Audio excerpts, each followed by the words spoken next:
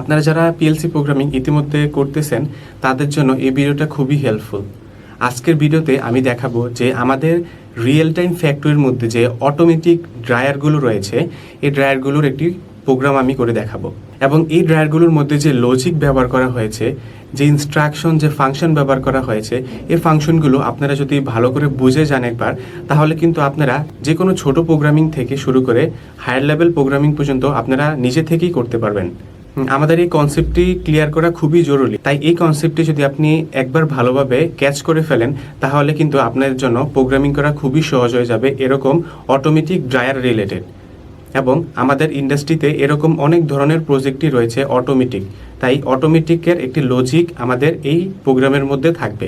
So যারা ভবিষ্যতে অটোমেশনের মধ্যে প্রোগ্রামিং করবেন, তখন কিন্তু এই ভিডিওটা আপনার জন্য একটি হতে পারে প্রথম ধাপ। সো যারা ইন ফিউচারে যখন এরকম অটোমেটিক রিলেটেড বিভিন্ন প্রজেক্ট সম্পূর্ণ করবেন, তখন কিন্তু এই কনসেপ্ট এবং এই লজিকটা আপনার দরকার হবেই। তাই চলুন আমরা শুরু করি আমাদের আজকের ক্লাস। আমরা আমাদের প্রোগ্রামিং ইন্টারফেসে চলে এসেছি। এখন আমরা প্রোগ্রামটি শুরু করি। এই প্রোগ্রামে আমরা যে ফাংশনগুলো নিয়ে কাজ করব, সেই ফাংশনগুলো পূর্বে আপনাদেরকে জানিয়ে দেই। তা হচ্ছে, প্রথমে হচ্ছে স্টার্ট বাটন, তারপরে স্টপ বাটন, তারপর হচ্ছে আমাদের এসআর ফ্লিপ ফ্লপ ফাংশনটি ব্যবহার করব এবং এক্সটেন্ডেড পালস টাইমার, এবং আমাদের আউটপুটের জন্য আমরা কয়েল নিব। তাই চলুন শুরু করে দিই।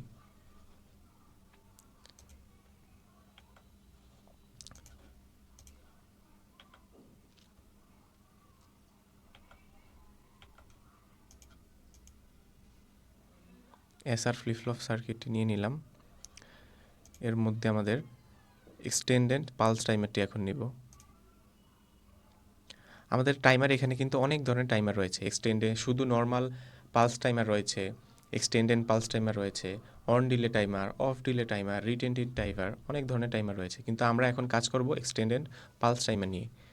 আমি এক্সটেন্ডেড পালস টাইমার নিয়ে খুবই সুন্দর করে একটি পূর্বে ভিডিও তৈরি করেছি। যদি আপনার এক্সটেন্ডেড পালস টাইমার নিয়ে কোনো সংকোচন থাকে বা জানার কোনো গ্যাপ থাকে, সেক্ষেত্রে আপনি পূর্বের ভিডিওটি দেখে আসতে পারেন, তাহলে আপনি আরও ক্লিয়ার হবেন।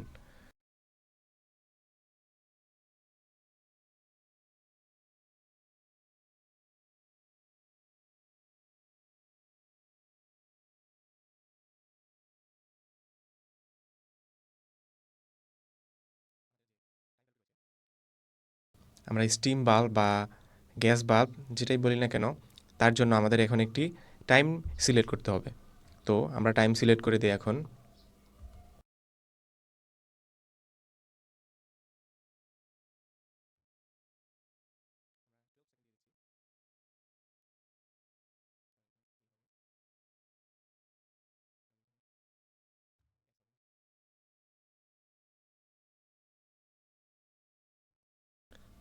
সরি, এখানে টিটা উঠে গিয়েছে।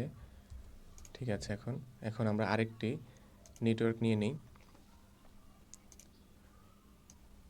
জাস্ট কপি করে আমরা পেস্ট করে দিব। তারপর আমাদের অ্যাড্রেসিংগুলো আমরা চেঞ্জ করে দিব।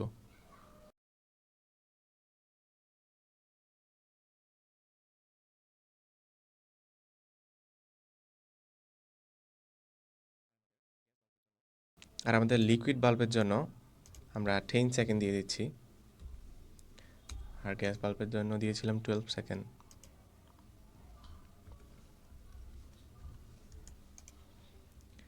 ঠিক আছে, এখন আমরা আমাদের সেফটির সাপেক্ষে আমরা ইন্টারলকিং করব, যাতে আমাদের ড্রায়ারটি নষ্ট না হয়ে যায়। সেজন্য আমরা নর্মালি ক্লোজ কন্ট্যাক্ট নিয়ে নিব।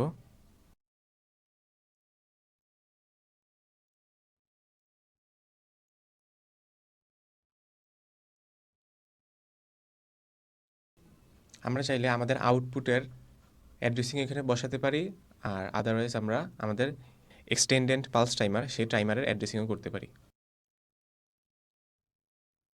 আমি দুইটাই করে দিয়েছি। একটা হচ্ছে আমি এক্সটেন্ডেড পালস টাইমারেরটা নিয়েছি, আর আরেকটি হচ্ছে আমি আমাদের আউটপুটের একটি অ্যাড্রেসিং দিয়েছি, যাতে আপনারা কোনো কোশ্চেন না থাকে আপনাদের মধ্যে যে আসলে এটা দিয়েছে, এটা কেন দেওয়া হয়নি। আমি সেই সাপেক্ষে আপনাদেরকে তাই আপনাদের বোঝানোর সাপেক্ষে আমি দুটি অ্যাড্রেসিংয়ে এখানে দিয়েছি।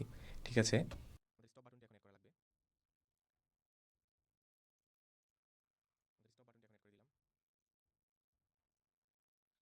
দেখুন আমি সুইচ হিসাবে কিন্তু জাস্ট একটি সুইচ ইউজ করেছি, যেটা হচ্ছে start button only I0.0। Stop button হিসেবে আমরা একটা সুইচ ইউজ করেছি I0.1।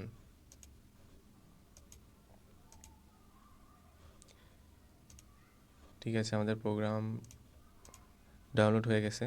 এখন আমরা সিমুলেটরে চলে যাই। আপনাদের বোঝার সাপেক্ষে আমি HMI ডিজাইন করে রেখেছি যাতে আপনারা ভালো করে বুঝতে পারেন। আমাদের রিয়েল টাইম ফ্যাক্টরির মধ্যে কিন্তু ঠিক এরকম HMI থাকবে, অর্থাৎ HMI যেটাকে আমরা হিউম্যান মেশিন ইন্টারফেস অথবা ম্যান মেশিন ইন্টারফেস বলে থাকি। এরকম HMI ডিজাইন করা থাকবে। তখন এই HMI ডিজাইন করার মাধ্যমে আপনারা বুঝতে পারবেন যে আপনাদের কোন লোডটা আসলে কখন অন হচ্ছে, কখন অফ হচ্ছে, কোনো ইমার্জেন্সি অ্যালার্ম আসছে কি না, সেই সমস্ত রকমের ইনফরমেশন এই HMIতে থাকে। ঠিক আছে, আমাদের লোডটি এখন অফ, সেই জন্য আমাদের রেড ইন্ডিকেটরটি জ্বলে আছে। এখন আমরা অন করে দিই আমাদের ড্রায়ারটি। ঠিক আছে, দেখুন আমি অন করার সাথে সাথে আমাদের যে 12 সেকেন্ড সেট করা আছে টাইম, এটা কাউন্টিং হচ্ছে এবং এটার পর আমাদের এই বাল্বটি ওপেন হয়ে যাবে, লিকুইড বাল্ব। এখন আমাদের ঠিক স্টিম বাল্বটি পুনরায় অন হয়ে যাবে, কারণ আমরা এখানে লুপিং ইউজ করছি, অর্থাৎ আমরা একবার প্রেস করে দেওয়ার সাথে সাথে আমাদের এই পুরো সিস্টেম বা প্রোগ্রামটা কন্টিনিউয়াসলি লুপিং হতে থাকবে until we press stop button. এভাবেই আসলে একটি ইন্ডাস্ট্রির যে ড্রায়ারগুলো রয়েছে সে ড্রায়ারগুলো এভাবেই কাজ করে। এখানে লিকুইড এসে আমাদের এই ফিলিং ট্যাঙ্কে হচ্ছে রিজার্ভ হয়, তারপরে এখানে আমাদের হিট জেনারেট হয়, হিট জেনারেট হয়ে আমাদের স্টিম আকারে তৈরি হয় আমাদের ওয়াটারগুলো। দেন স্টিমগুলো হচ্ছে আমাদের আরেকটি বাল্ব দিয়ে চলে যায় এবং এই স্টিম দিয়ে আমাদের ইন্ডাস্ট্রিতে নানা ধরনের কাজ সম্পূর্ণ হয়ে থাকে। তো আশা করি এই ভিডিওর মাধ্যমে আপনারা ইন্ডাস্ট্রিতে অটোমেটিক একটি ড্রায়ার কিভাবে আসলে কাজ করে থাকে সম্পূর্ণভাবে আপনারা ক্লিয়ার হতে পেরেছেন। আর যদি কোনো কোশ্চেন থাকে আপনাদের, অবশ্যই কমেন্ট করে জানাবেন, আমরা 24 আওয়ারের মধ্যেই আপনাদের রিপ্লাই দিয়ে থাকব। সবাইকে অসংখ্য ধন্যবাদ আমাদের সাথে থাকার জন্য।